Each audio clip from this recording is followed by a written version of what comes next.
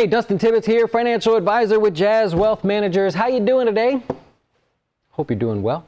This is a quick series that we do called FinTips. We just give you a real quick tip, breakdown, personal finance, investment, debt relate sort of class here and see if we can help you real quickly without taking a lot of your time. We also do another show. It's called The Closing Beat. It's live at 5 o'clock Eastern on our YouTube channel, Jazz Wealth Managers, where we cover the stock market for the day. We'll go over everything in there, a little bit longer of a show because we get more in detail.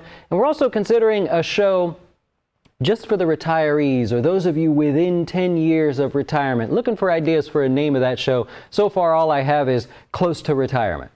That's the best I can do. So as of now, that's going to be the name of the show.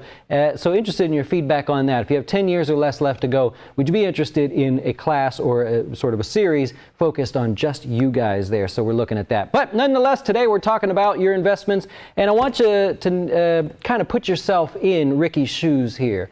The question of the day is, how should we invest for Ricky?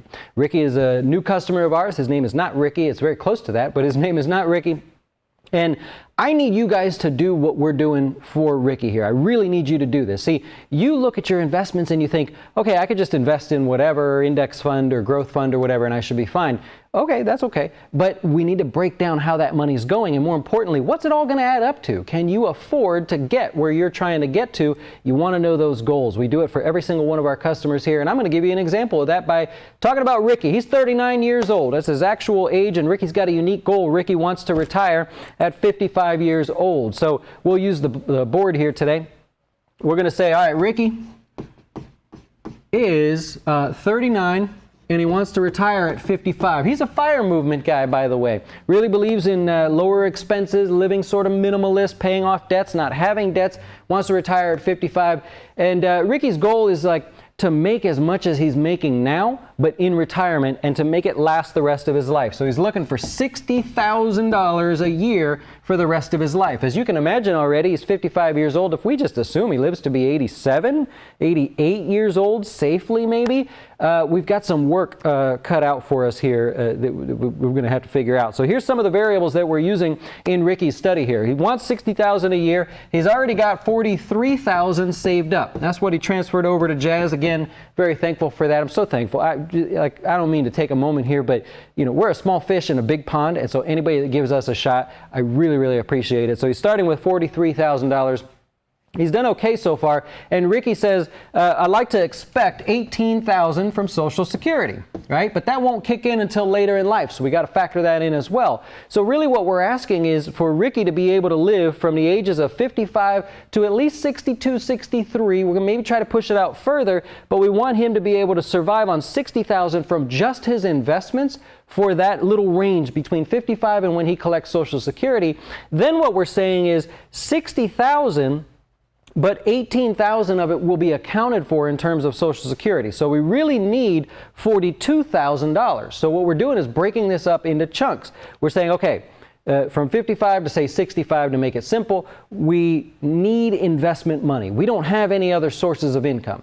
When we hit more of the sort of traditional retirement age and we could take Social Security, now we need less money from our investments. We've got a little other income, so to speak. And so that's what we're going to factor in here as well. We'll give you all the variables and data as we go along. Okay, so we've got to make up that $42,000. Now let's talk about where Ricky's at here in terms of what investment accounts he actually has. So right now, Ricky has a 401k, probably a lot like many of you. Ricky's 401k matches 5%, right? And so you know, if you've seen any of my videos, if you have a match in there, you got to start there. That's how we're going to break this tier system down. We're going to say 401k, you at least have to contribute up to the match. He actually has one of my favorite growth funds in there, so we've got a really good head start here in terms of performance for his 401k. So when we break this down and we say, what's the dollar amount that Ricky's got to start with by saving? I always do this for every one of my customers. I say in the next 12 months, you need to save, and in this case, I'll write it on the bottom, you're going to need to save X number of dollars. And in Ricky's case, it's $17,498. It's a lot, but he's trying to retire early. He's really good with his money, by the way. So he's got to save $17,498. Now, what I need all of you to do is to break it down. Where's the dollars going to go? What's the most tax efficient way for you to contribute now, but also tax efficient in the future? We want the most dollars to end up in your pocket. So whatever account they got to go into, whether even if they're not accounts here at Jazz, I'm going to push you, right? I'm going to get you to go do what you need to do. We're going to assume that when he invests this money, he is going to have 10% in terms of growth. Oh boy, here come the comments. We're going to assume 10% growth. Why are we shooting so high, right? Everybody always asks me this on some of the other videos, and that's because we don't factor inflation as a guess for the future. We factor inflation as we go. So what's going to happen here is Ricky's going to put in, he knows he's got, in the next 12 months, he's got to get $17,498 saved up. We're going to assume 10% growth, but each year after that, instead of guessing what inflation's going to be, we're going to tell Ricky every year. I make a big deal out of this every year to customers. We're going to say inflation was 3%. Let's just say, in this example, it was 3%. Last year, it was 2.2%. So what we're actually doing is saying, hey, Ricky, $17,498, you're going to add inflation onto it now. So this is the actual return you're going to get. 9.8% is the actual return of the S&P 500 over the long run there. So what we're doing is we're telling Ricky to raise his deposit by the amount of inflation so that he eats that away right now. Versus most people will just guess and they'll say, assume an average 3% inflation rate. You get into the future and you find out, oh crap, it averaged 3.2%. You take 30 years of that and all of a sudden you're way off. You're not going to hit your goal there. So what we do is tell all of our customers to just increase with the rate of inflation there. So what we're also going to do is we're going to say that this the 401k money, the taxable side of it, we're going to assume that it's taxed at 25%. All right, because you're going to owe some taxes. So we've got to factor that in as well. Okay, so let's go through the breakdown here, and I'll try not to take too much of your time. So we got the 401k. First thing Ricky's going to do is he's going to go to his 401k. He's already doing this, but just if you're playing along here, 401k, he's going to put 5% in. He's going to get the match of 5%, right?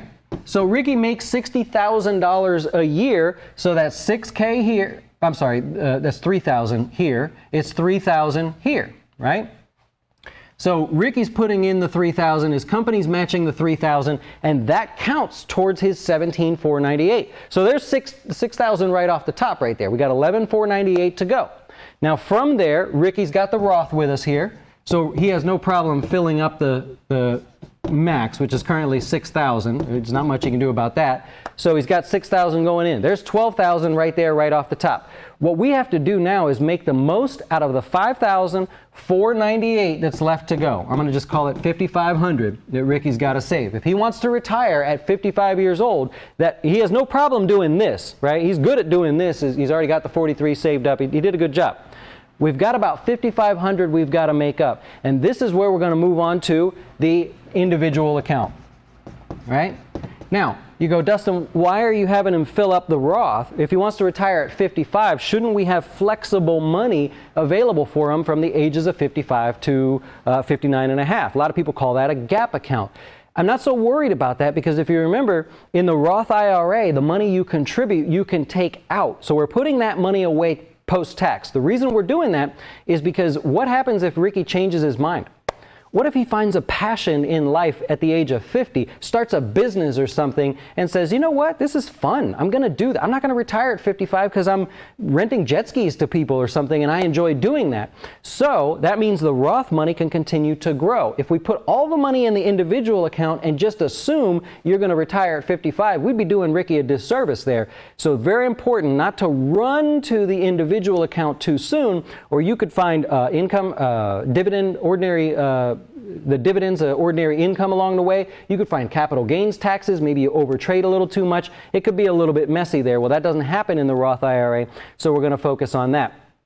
All right, so that's why we're using this as a bit of a mix in here. All right, so at the end of the day, if Ricky can do this and follow these assumptions, he's got $1,019,852 at 55 years old, right? That's assuming a net 7% return, right? So that's not assuming 10% net. That's assuming 10% gross minus inflation, 7% net return. So he's going to have that $1 million. He will be able to use a combination of his individual account and his Roth IRA should he choose to retire at the age of 55. There's also the option of going to his 401k, the 55T rule, assuming that still exists, where if he retires, quit, or gets fired from his job at 55, 56, 57, 58, 59, he can take money out of his 401k if that makes sense for him. Now, that's basically Ricky in a nutshell. So the question is, how should we invest for Ricky, right? We have these accounts now, and now what we've got to do is we've got to dive in there and we've got to say, what are we going to do? All right. In the 401k, I mentioned already, he happens to have available to him one of my favorite growth funds in there. So the 401k is going to be aggressive growth, right? He can do that no problem. He's 39 years old. Even if he does retire at 55, he's well within reason to be able to take aggressive risk. He's going to have to suffer a little bit. There's going to be a downturn in there. He knows that, maybe even two. So he's going to have to position this for growth and accept the volatility that comes along with it. In the Roth IRA that we have here at Jazz, what we're going to do is we're going to use our aggressive mix. This is something that I'm doing with customers now, is to say, hey, all of our funds you can see on our website there, they're all posted for you, and a lot of people go, I pick that fund, or I pick that fund.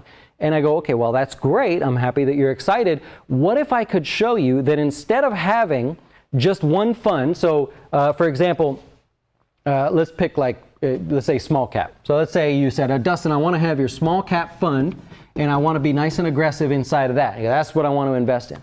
What if I could show you that having a mix of some of our other funds would actually be more beneficial for you and offer the same returns, right? So I've been doing that with customers now. Why would we do that? Well, it's a big focus right now because how many of you think that the economy is getting weaker or that there is a potential for a recession, even a slight one? A lot of people look at the markets here and they go, okay, I'm a little bit concerned. I see that REITs did really well, but I see small caps underperform. I see healthcare starting to perk up a little bit, but I see utilities are weakening. So what I'm doing with customers is I'm saying, okay, instead of picking one fund, here's the performance of that fund. You can see all of it on our website. We're like the only advisor that posts our performance. Good or bad, it's on there. So I'm saying, okay, instead of taking that one fund, let's be in this diverse mix, which performs the same way. They're going to move at the same speed. However, in a case like we have now, where small caps are underperforming the markets, you've got other stuff to help support the speed or the growth of your account. A lot of people don't do that. They just say, pick this mutual fund or these groups of mutual funds, and that's it. We've come into this interesting point in the market where all of a sudden, it's like Jell-O on a plate. You look at all the areas of the market, you go, darn it, I was told to pick the S&P 500 index, and that one's underperformed compared to the NASDAQ. Shoot, I just missed out. Well, what if you could have this bucket put together where you're focused on aggressive growth, but you're going to have REITs in there, you're going to have dividend funds in there, large cap, small cap funds in there, our aggressive stock fund in there as well, so that you get to participate everywhere, but you know you're not sacrificing on growth, right? So that's been a big game I've been playing with customers here. I love measuring that stuff, so we spend a lot of time on that in our portfolio reviews and everything. And you know, any chance to make even the smallest little change for a better return, I'm there. But we don't do it because we just guess that, oh, this is going to head higher. It's all based on our data. I love sharing that with customers. So we do that in our weekly classes. Anyways, what do you think?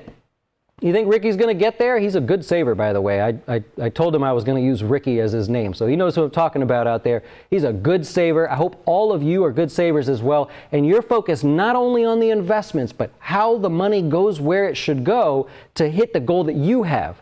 All these general videos on YouTube, they're great. I'm guilty. I do a lot of them as well. But at the end of the day, you got to go, okay, that's good advice. Thank you, everybody who posts this on YouTube. But now my goal is a little different. Tweak it. Fit it to my goal and make sure I get to where I'm going there. So I hope that helps there. I appreciate you watching. If I did help you in some way, maybe you'll hit the subscribe button. That helps us out somehow. But I'm thankful that you do that, and enjoy the rest of your day.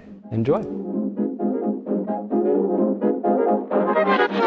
Why should you choose Jazz Wealth as your retirement or long-term investing service? Our portfolios are managed by us, not some faceless mutual fund manager. Our private classes will teach you everything about investing and getting your dough straight. Best of all, our fiduciary standard means your best interest comes before ours.